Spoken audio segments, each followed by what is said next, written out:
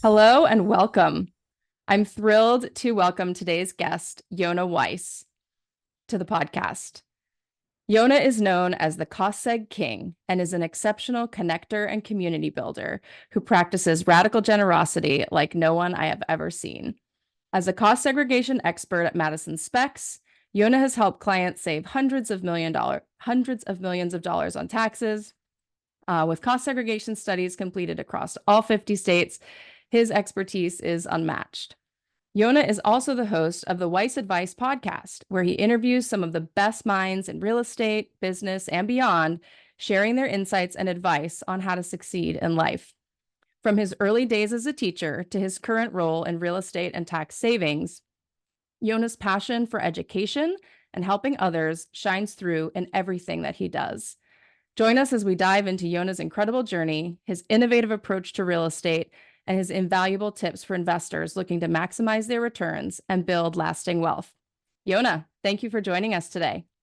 Wow, that was some introduction. Tracy, I got to hand it to you. I don't think I've had something so eloquently uh, produced. That Thank you. It's introduction, my it's pleasure. It's one of my favorite things is like I want to make sure that my guests like really appreciate who they're getting to hear from. And so, I'm very excited that you're here with us.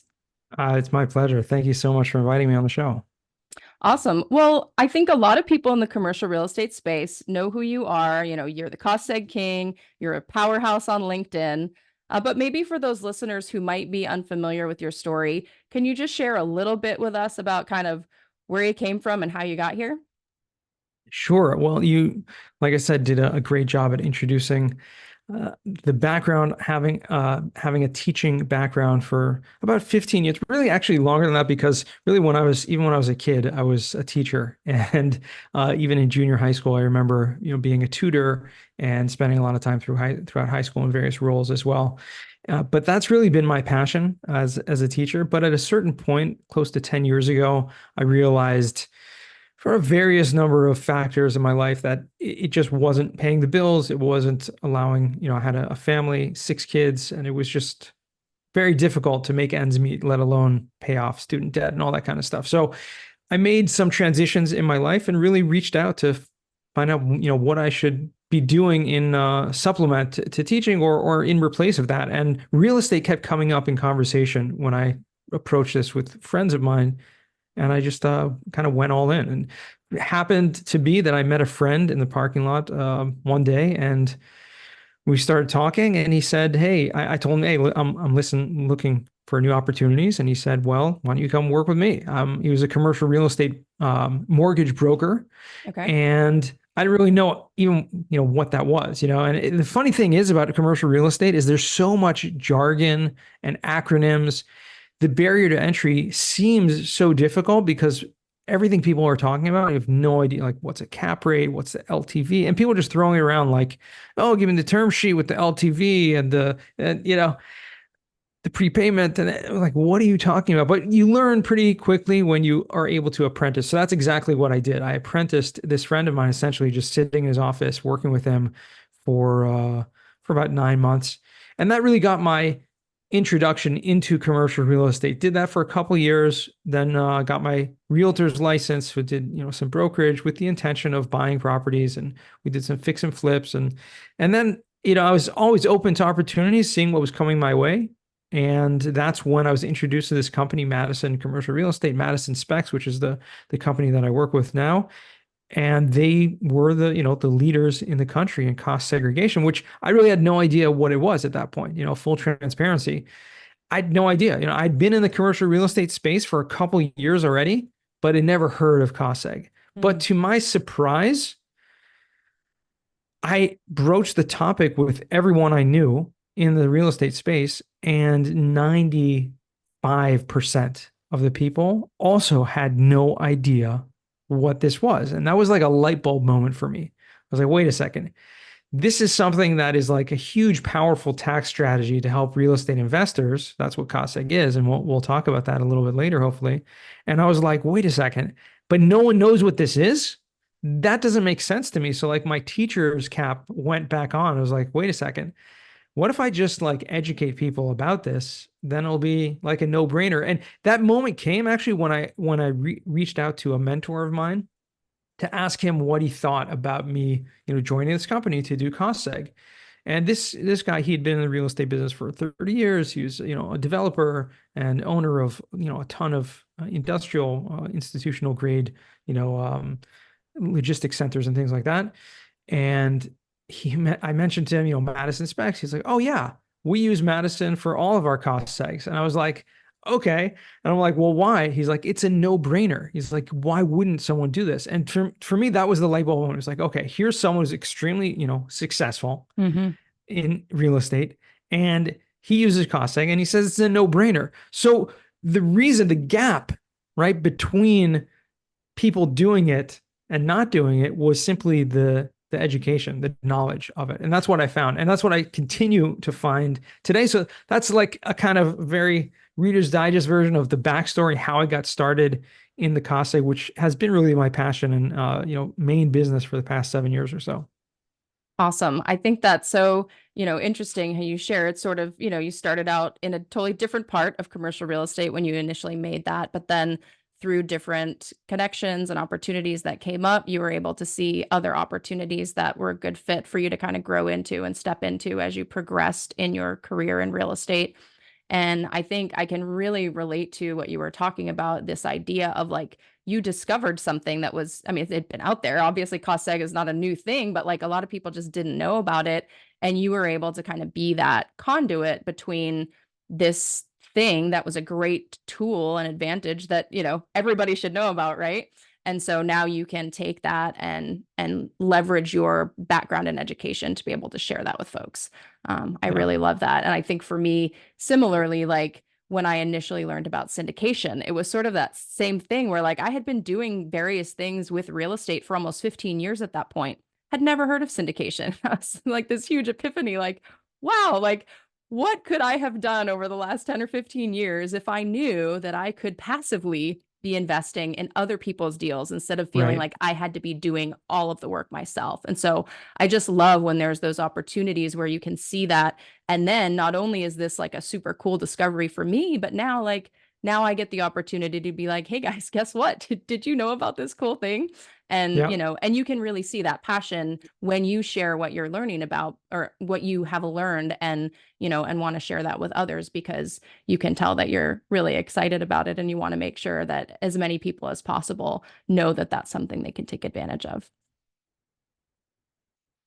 Great. Well, let's take a couple minutes then and go in a little bit into cost segregation. So, can you tell us just a little bit, what is cost segregation? Why is it such a valuable tool and who can take advantage of it? Sure. It's a really weird name when you kind of first approached by it. It's like cost segregate. Like, what are you talking about? And when you learn that it's just a weird name for a tax strategy. Okay. Mhm. So it's an income tax savings strategy. I like to think of it like a cash flow mechanism. And how it works is anytime you buy a property besides for your primary residence, okay, any property, business, investment property, you're allowed to take an income tax deduction called depreciation. Okay. And depreciation is not what it sounds like, right? It sounds like, okay, it's a negative thing. Property's going down in value. It's actually a borrowed term. So it's the name of a tax deduction saying that once you buy a property, you're literally able to write off the entire value of that property from your income tax, but you can't do it all at once. And so they've given these kind of arbitrary lifespans, right? Over a Mhm. 39-year period for commercial properties or over a 27.5-year period for residential and multifamily properties. And so that's called the depreciation deduction. So again, you buy a property, you're split it up by, 39 years, 30, 27 years, and you're able to literally take it as a tax write-off. Okay. And it's based solely on the purchase price that you spent and the time that you bought it. So again, it's not intrinsic to the wear and tear of the property per se, Mhm. because the property may have been built in, 1910 and you buy it today in 2024 and you're able to take a tax write-off as if it's, going down in value over the next 39 years. Okay. That's called depreciation. What cost segregation is, it's just an advanced form of that depreciation, saying there's certain components within the property that actually depreciate on a faster scale. And so IRS gave even more arbitrary numbers saying, things like personal property that are non-structural depreciate on a 5-year tax schedule, which means you can take the deduction of the value of those items over a 5-year period. Now, and 7 years, 15 years, a few other assets in there as well. And so essentially what we're saying is doing a cost segregation study allows, right? It's an engineering based kind of study of the property that breaks down into components. And it used to be called component depreciation, which makes a lot more sense. We're saying, okay, you have the shelving, you have the flooring, you have appliances, furniture, fixtures, all that stuff actually depreciates on a 5-year schedule. My engineer is going to identify what those are, what those items are, and then we can now take them as a tax write-off over that faster period of time. And so, I mean, to sum it up, any investor can use this, right? This is really not, it's not limited to, to large corporations. People think that there used to be a big barrier to entry where it would cost like, 30, 40, $50,000 to get something like this done back in the day. And nowadays it just costs a few $1,000s, and it's really beneficial for, I'd say, any property purchase for over $200,000. It's already going to be beneficial. Okay, awesome. And the cash flow mechanism piece of it is basically that by being able to take that depreciation, you're reducing your taxable income, which then frees up more of your now money to then turn around and invest in something else. Exactly. I mean, the biggest expense that any individual or business has is income tax. And so if we have a way to reduce that income tax this year, we're able to use the time value of money, basically take this pool of potential deductions and pull from that and use that to not pay any tax or pay very little tax. And therefore, any money that I would have given paid in taxes, I can instead use that money, that the cash flow remains with me, and reinvest that, exactly like your point. Okay, got it. Awesome. Just want to make sure that that's clear for everybody, because it's very easy to get kind of lost in like the technicality of what cost seg is, but understanding sort of in layman's terms, like this is how you can benefit from it. And ultimately, any tool that we have, right, where we can leverage the tax code to our advantage as investors to be able to keep more of the money that we're making so that we can roll it into additional investments and sort of keep that snowball going, the better off we are. I want to spend most of our time today really digging in and talking about connection and community. And I really have been able to see this firsthand over the last, several months. I think this is only the second time that I've been able to participate in the commercial real estate challenge that you do on LinkedIn.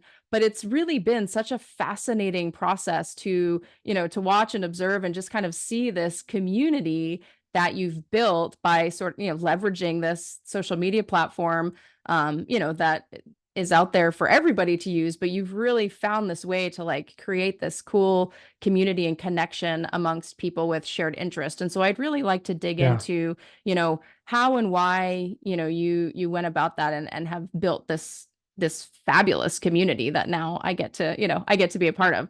So can you start just by talking about like how did you find LinkedIn and like what was that initial sort of rollout like for you? Well, I initially found LinkedIn when I got started in the Cost Seg company. So about 7 years ago. Now, I had a LinkedIn account like many people did for, 15 years or something like that, but it was basically just like a resume, and you had your connections, those friends that you had from college or whatever, and you had like, 100, 200 people that you were connected with. And then had all these fun, like weird features and stuff like that. But essentially, no one used LinkedIn for anything except to get a job, right? Or recruiters like used it all the time, whatever. But when I started with the cost, I was running business development, and I was essentially like in a sales role, and I was looking for property owners, to speak to about this tax saving. And I'm not a big fan of the certain methods of sales, cold calling and all that stuff like that. So I want to do my research before I reach out to someone and make it more of a warm call, et cetera. So we can actually have a conversation. I know that it's relevant instead of just like spamming, through lists. And what happened was, as I was looking to reach out to, different commercial real estate owners, I would Google their name. Okay. Just make sure, okay, who's this person? And invariably LinkedIn would come up as like the first search result for someone's name. Okay. And I would just click LinkedIn and see, okay, such and such a person. It says their company name, real estate. It's Mhm. the location, right? Greater Cleveland area or whatever. And that matches their, the area code on their phone number. I'm like, perfect. This is the guy. Okay. But after a few times of doing that, like something clicked with me. I was like, wait a second. Why does LinkedIn keep coming up? Right? It's like such a powerful, like Google is such a powerful tool. And then I, logged into the home feed and saw there was some weird stuff going on. It was like very different from what I had remembered from LinkedIn. It was people posting very kind of creative content. It wasn't just, stuffy Mhm. old newspaper, news articles and things like that. It was like someone on a video talking about sales techniques, or someone, it was like a Gary Vaynerchuk that I first discovered at that point, talking about marketing and branding and all that stuff. And I was like blown away. And then all of a sudden, I noticed something came up in my home feed that from, one of my mutual connections or something like that, that it was, someone talking about participating in this 30-day challenge. Mhm. And it was like, he made like a little video. And this guy was like, this is really uncomfortable for me. This is the first time ever going on video, but this is a 30-day challenge and to post on LinkedIn every day. And, here's what I do, XYZ. And let me know if you know anyone who needs this service, whatever. And I was like, okay, that's weird. What's this 30-day? And I went down the rabbit hole and Sure. found that there was this whole group of people like myself who Hmm. were kind of beginners and new. And like 7 years ago, LinkedIn is not like it was today. Yeah. Uh, and there was very few people. I mean, still there's very few people. There's less than 1% of people who actually have accounts on LinkedIn that post every day. And so, but back then it was probably like, a fraction of a percent. And so there was very, very few people doing it. And I was like, okay, this is a great opportunity to kind of just jump in. And I didn't even know what I was doing, but I just jumped in and started writing and making content, etc. And the network just started Hmm. building and community and meeting people, and then getting, real business from that, from making those connections and networking and et cetera. And then I was invited on a podcast, and then it started just snowballing from there. I mean, that's, again, you asked, how did I get started in it? That was the beginning. It was like by accident, fell Hmm. into LinkedIn because I had never used social media before for really anything. And this was my first kind of entry into social media. Awesome. So with that, would you say that you have always been a connector, or is this more of a skill that you sort of learned as you went through this discovery process of, how can you use LinkedIn and went from there? I've always been a connector of sorts, meaning I Okay. have this kind of unique ability, a keen ability that I have a very good memory for people.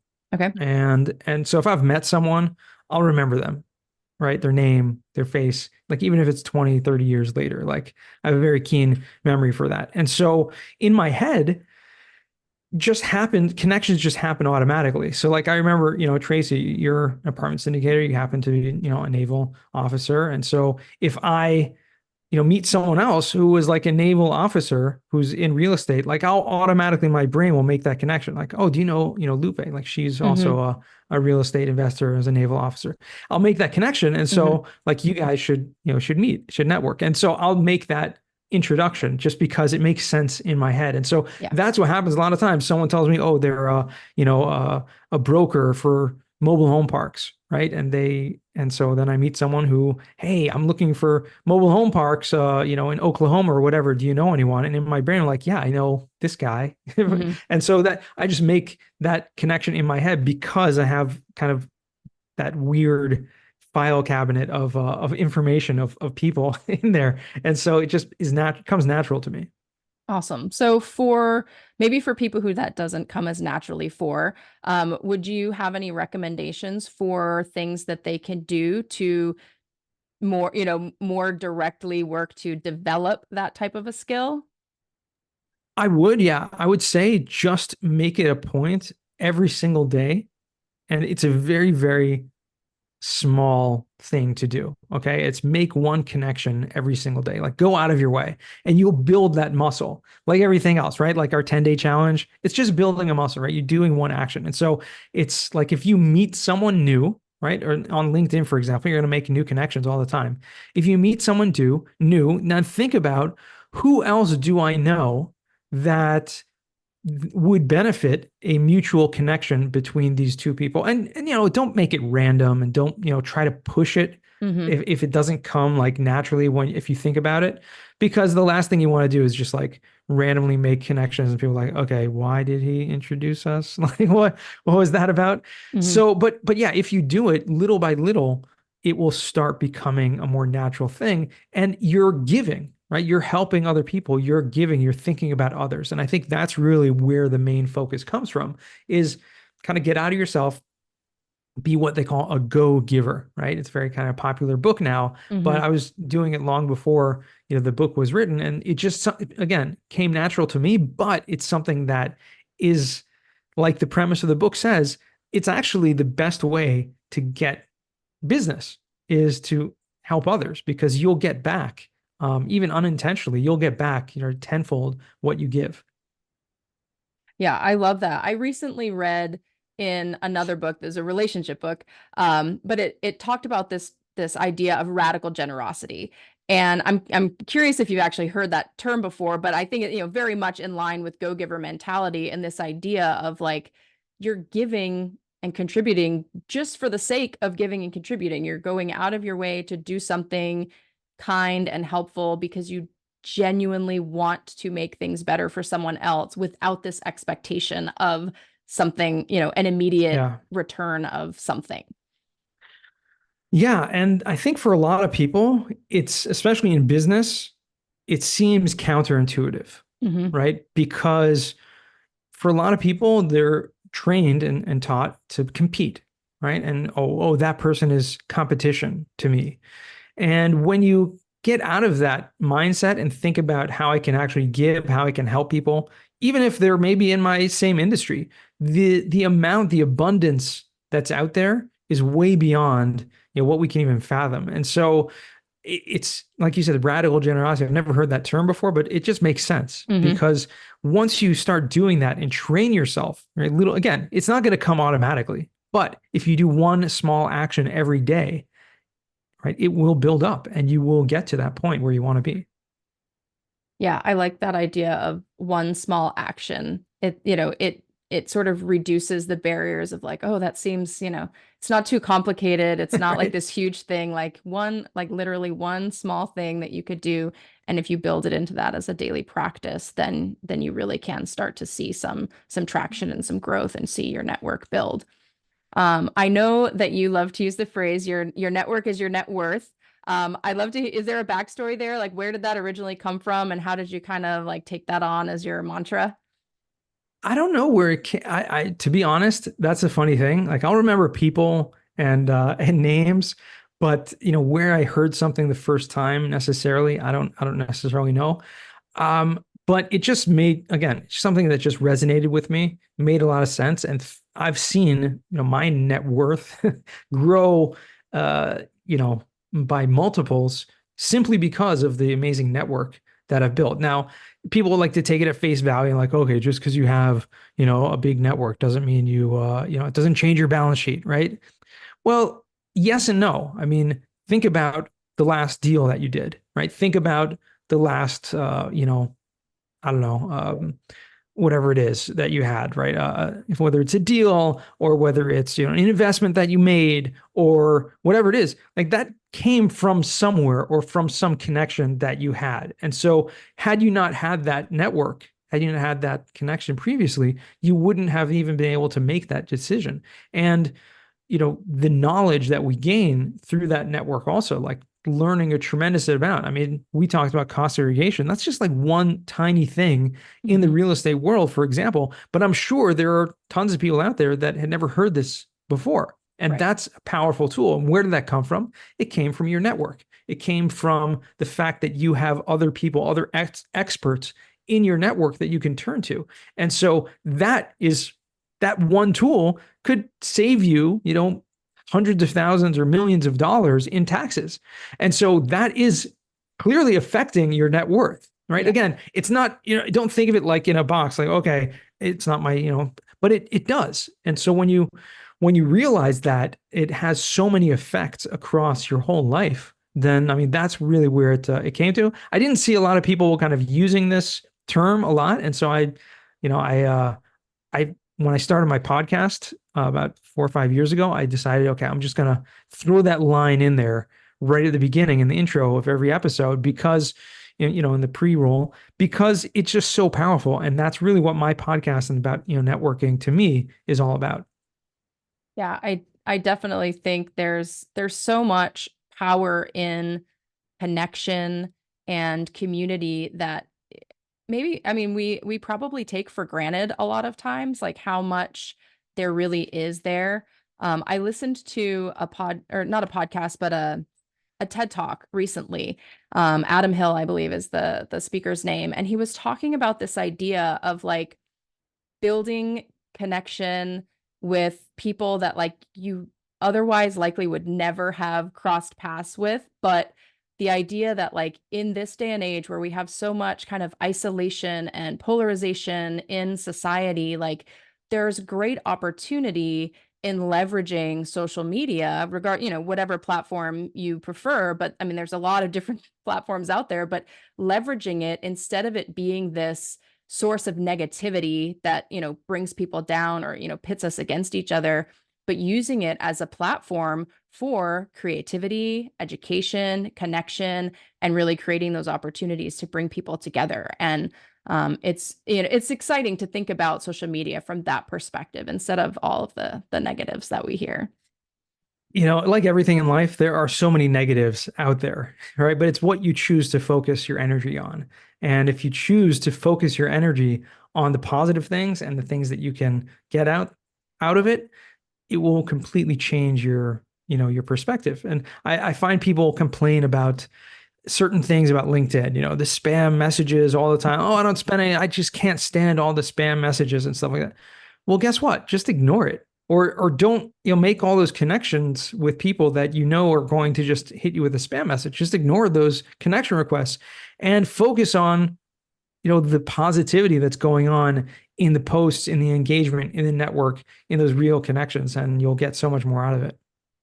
Along those lines, like, are there any particular strategies that you use to like maintain legitimate connection with, when you have such a large network? Like, obviously, it's difficult to have like a lot of one-on-one time with everybody that's in your network. But do you have any strategies that you use to try to keep that connection warm and and authentic and not just some random person on the internet? Sure.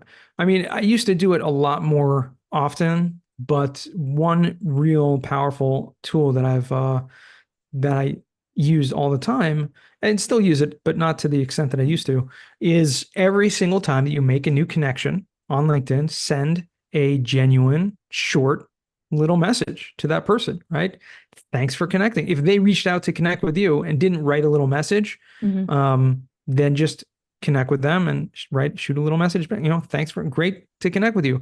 I used to actually put this in, like just start a conversation, like what made you decide to connect, and Mm. that will start a conversation because it could be random, it could be they're trying to pitch you a sales thing, but most often if you're actively like I am or was posting, it's oftentimes maybe they saw one of your posts or Mhm. saw a comment you made on someone else's post, and that's why they reached out to connect, and that starts the conversation. Oh, I saw that post you made about about whatever, and then you start that conversation there. And so again, it's not just connecting with random people; it's actually starting those conversations. And I'd have like hundreds of these conversations going on, every day. Mhm. And yes, it can be time consuming, but the amount of business that I've been able to generate for our company through those connections, I mean, obviously makes it well worth it from the financial perspective. If a person's thinking to themselves, "Oh, I have a job and I can't spend all my time on LinkedIn just networking." Well, guess what?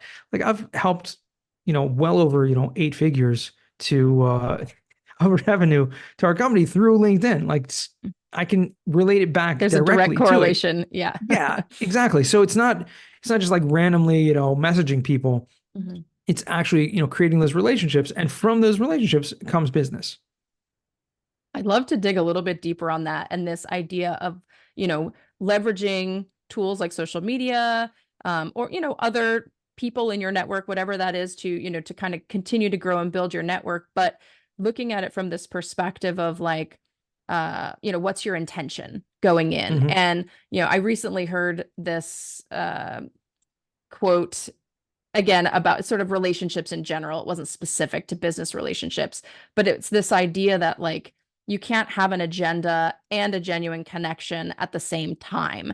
And so I'm curious to hear your thoughts on, on that and sort of how that works in this space in terms of like, just what do you think about that? There is a fine line. There's obviously a balance there. Networking on LinkedIn, for example, a lot of people, think about it. Okay, it's a business networking platform. You're not going to a business networking event just to meet people and socialize. Mm-hmm. Okay, I mean, and everyone knows that, right? And so not only you, but the other people as well know that there is this kind of unspoken commonality that we're there to do business, right? We're Right. there to network and find the right people to help each other, grow. And so when your intention is, okay, I'm not going there because I want this. I'm going there actually to help people or to, like you talked about there, right? The generosity is the go-giver attitude. It's what can I do to help other people? Well, if that's your intention, then the business will come from that. And so you don't need to focus on the business at all, Mm-hmm. really, right? It will come naturally. And I think that's kind of the balance that I've found, at least, is that when I focus on other people and focus on educating and focus on connecting people and focus on networking and helping others, again, through the community we've built, through the LinkedIn challenge, et cetera, well, I've kind of built a brand, built a name, become a trustworthy person. I'm an expert in my craft of what I do. And so when people think about cost segregation, they're going to think about me. It's just a natural flow. And that's kind of the Gary Vaynerchuk, right? Was like a paradigm shift for me when I heard this first, was the educational sales approach, Mm-hmm. right? Don't try to sell people, educate people. And an educated consumer is the best, customer, because it's a no-brainer. Like, they know that it's good for them. And so they will naturally just gravitate towards you, and you don't have to sell anything. Like, I remember I went to visit a potential client in their office one time, and kind of talking to him about, he had never heard about it before. It was this huge office building that he owned. It was like redeveloping, and I was talking to him. He's like, "Wait a second." He's like, "This is a no-brainer." He's like, "Yonah, you don't have to sell anything. Like, this sells itself." Mm-hmm. And that's exactly the approach. Now, not everything is necessarily like that per se, but most things are, right? So you're an apartment, right? You're a real estate syndicator. If you educate enough people about the power of wealth building, the power of investing in real estate and syndication, of, using their retirement funds for, to invest, et cetera, they will see you as, okay, when I have that, money to invest, I'm going to go to Tracy because she knows what she's talking about. And I relate to her and I connect with her, and, I'm a veteran and she, et cetera. There's that Right. natural connection Mm-hmm. that you've made. So you don't have to, again, in a lot of ways, it sells itself. Yeah, I appreciate very much that approach of, coming from a place of education and, like you said before, the go-giver mentality of, approaching with an intention of how can I contribute? How can I add value? Like, what do I have to give that's going to make the situation better? And trust that, in the long term, right, for those business connections, like the universe will pay back when the time is right. But it's not with this intention of like a transactional, like, okay, today I'm going to post this and tomorrow somebody's going to call me and be like, hey, I want to put money in your deal. Like, it doesn't work like that. And I think, people need to make sure that they don't have those expectations, because they're going to be sorely disappointed. But like you talked about before, in the long run, the payoff is huge, and you can really trace it directly back to, by having the network of the people that you do, those opportunities present themselves that otherwise never would have been there. 100%. I would love to hear some feedback based on your experience as a podcast host.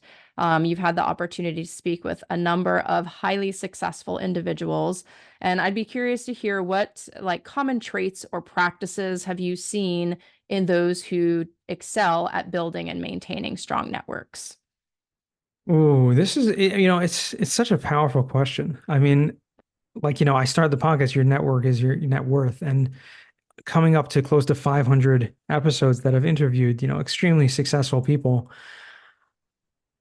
A lot of this commonality that I have with the guests is what we've talked about until now, but the just the go-giver mentality and, Hmm. and all that stuff.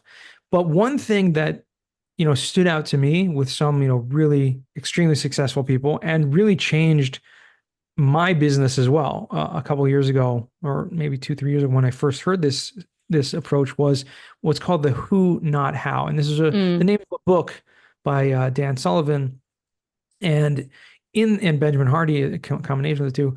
And in that book, they talk about the power of delegating, right? And building your network. You talk about that, but it's really about knowing what you're good at and what you enjoy doing and having I guess, this real strength to be able to delegate to someone else the other things so that you can help to grow your business. And that was one thing that was like huge for me. Mm. Yeah, I definitely read this book this year on the recommendation of some folks, and I feel like I probably need to read it like every month until I figure out how to actually do it. Like, I understand the concept. I've actually hired my first couple of VAs this year and am, in that process of learning how do I delegate and really still learning in this entrepreneurial phase of my life, like what are the pieces that I really, like you said, enjoy and thrive in and get excited about, and what are the parts that I really don't enjoy, and how can I start handing those off to others so that I can spend the maximum amount of time in my zone of genius and doing the things that really bring me joy and get me excited, and not spend as little time as possible on like the administrative minutia For sure. that is not fun. For But sure. it's definitely one of those concepts that it's one thing to like understand it. It's a whole nother thing to actually apply it and do it. And I've definitely enjoyed learning from a lot of folks who are a bit further along in their entrepreneurial endeavors than I am in terms of how to actually go about doing that. What are some of the types of things that they actually do, Hmm. offload to others? And yeah, great book, great recommendation. Thank you. Um, any other lessons learned from your experience as a podcast host that you would like to share? One thing that's kind of indirect, but being a podcast host is really it's a great position to be in because a lot of people love to be guests on podcasts. Okay. So, on the one hand, and you may not have seen this yet too much, but on the one hand, again, focus on the good. But you'll start getting emails or messages from random people all the time, or there's a lot of these kind of services that connect people to Hmm. podcasts. And I mean, I get like literally every day people, just like random people, like, oh, I think, I'm the concierge for so and so, and I think he'd be a good guest on your podcast. Now, I personally tend to ignore all of them because I want to choose who I Hmm. invite to my podcast, because for me, it's an opportunity to get to know someone that Hmm. I want to get to know, right? Yeah. And spend the time with someone that I think would be, bring value to my audience. Now, it certainly could be there are people out there that I don't know yet and are being introduced randomly, and that's fine. And maybe one day when I run out of the people that I already know that I want to get to know better, I'll go to those. Yeah. Um, but I don't think that's going to happen anytime soon, but but um but with that being said, again, that's the thing not to focus on. But the Hmm. thing to focus on, again, is you have an opportunity to find and attract those people who you want to kind of bring closer to you. And Hmm. so people like to be guests on podcasts. And so you really are doing someone a favor. You're doing someone, uh, you know, again, going to that go giver, you're helping someone else by promoting them, by bringing them Mm. on your podcast. Now you're learning, so that's a good thing for you. Yes. You're getting from this, you're gaining also that trust from the person because you're spending a half an hour or an hour together having a conversation. And now, Tracy, you and I, we've spoken before, but this time that we're spending together, right? Forget about everyone else listening. Sorry, guys. Right. Yeah. But for me and you, Yeah. we've created this bond. We've created this real connection now. Yeah. And so, it's much more likely that I will contact you again, right? For anything that we Hmm. have a common connection between, Sure. because it's much more top of mind. And so for me, this is the first time I'm going to say this, but it is selfish for Mm. me to have those people as guests on my show because I'm gaining tremendously from that connection, from that relationship I'm building with those people. Yeah, that's a really fantastic point. I think, when I initially started the podcast, like I did not want to do a podcast, to be clear. Like I was terrified, but one of my mentors, really encouraged me. And, she was like, look, you have value to add, and you should have some sort of thought leadership platform where you are able to talk Yeah, about what you're learning, what you're doing, bring the people in your network that who can add value for for your network. Like you can do that and you should do that. And I was really scared, and it really, pushed the envelope for me to be like, okay, you know what? Like I'm willing to try. I'm willing to see what, I love talking to people. Like that's not the problem. It's the fact that other people are listening. And, but I've always been somebody who's kind of a little, stage fright. Like I don't like being the center of attention. But I think podcasting is actually a really interesting medium to be able to experiment with, because it gives me the opportunity to have what feels like a one-on-one conversation with someone like yourself and build that genuine connection together, but do it in a way that has this bigger built-in intention of like driving the conversation in a way that's going to add value for other people. And it feels less scary because I can't see them. So, right. so far it's been working out well, and I'm definitely enjoying the process. But I mean, it was definitely something it was not on my agenda initially to be like, oh, I'm going to start a podcast. Right. And I know that there are a lot of people out there that want to do that and are excited about it. And that just was not the place that I came from. But I'm really grateful that I had someone who kind of pushed me to get comfortable being uncomfortable and do it anyway, because I am having a lot of fun with it. So, And by the way, you're really good at it. So, and I don't say that too often. And well, I because I really appreciate you saying that. Having positive feedback is good. I, interestingly enough, have had a few different people recently kind of give me some encouragement and say, like, keep doing what you're doing. You're going to keep learning. You're going to keep getting better. And as I've sort of experimented and have figured out that I actually am having fun doing it, that then drives me to go out there and figure out like, well, how can I be a better host? How can I be a better communicator, become a better storyteller? All of those things that will hopefully, in time continue to help me hone that skill. But I really do appreciate you saying that. Thank you. absolutely, having been a guest on over 500 podcasts at this point, I've seen all kinds of hosts, and there makes a big difference. Number one, you have high quality sound. Okay. That makes a huge difference from the beginning. It's great experience for the listeners. Okay. Number two, you're not adding a lot of filler words, and a lot of inexperienced podcast hosts, like most people, naturally, if you're not a trained public speaker, will add tons of filler words every single line that they're saying. Like well, and it's difficult to listen to. And so that's something that just popped out to me, it stood out to me that you're good at that. And so I just wanted to share that positive feedback. I hope the listeners feel the same way, but I definitely noticed it. Thank you. I really appreciate that. I don't like to go back and listen too much. I do because, you learn as you listen to yourself talk. It's Correct. like, whoo, man, I said like five times in that last sentence. So it's definitely something that I have been working on to try to improve. So I appreciate you noticing that. It's definitely still a struggle. So we will continue to work on that and get better. But I definitely have been enjoying the process, and I appreciate very much you being willing to come on a podcast like mine that is still pretty new.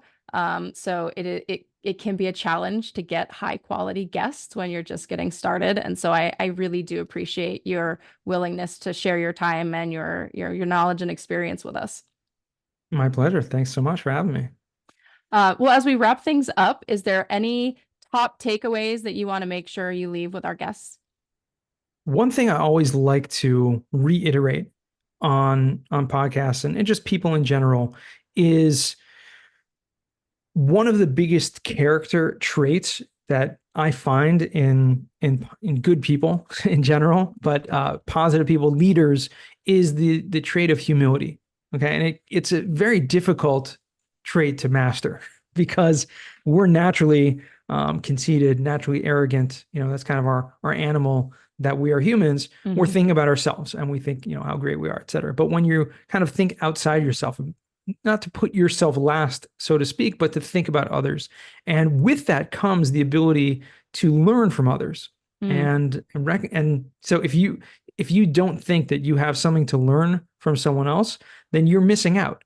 And so it's the ability, kind of that natural humility of, I have an opportunity to connect with everyone and anyone, no matter their walk of life, no matter who they are, what they do, et cetera.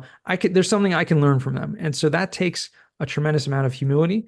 And I think that's a positive, it's a trait, but it's a skill. It's something that can be honed. I just want to kind of put that out there for people. It's something, food for thought. What can you do today to kind of hone that trait?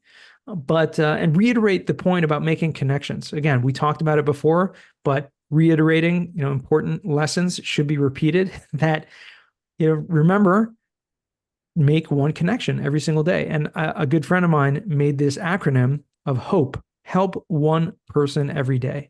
And it's so, again, you're not going to become, Gandhi. You're not going to become, Mother Teresa overnight. But doing one small act of kindness and generosity outside of yourself, and again, making a connection between two people that would generally, not come naturally to you, is a great skill to hone. And again, that will kind of explode your network. Love that. Thanks so much, Yonah. I really appreciate you sharing your time with us today. And I appreciate your insights on how connection and community can really aid in our efforts to build wealth and to achieve financial freedom. What is the best way for our guests to connect with you if they would like to continue to follow you in your journey? Well, I am pretty active on all the social media platforms, most active on LinkedIn, I would say, but you can find me on Facebook, Instagram, Twitter.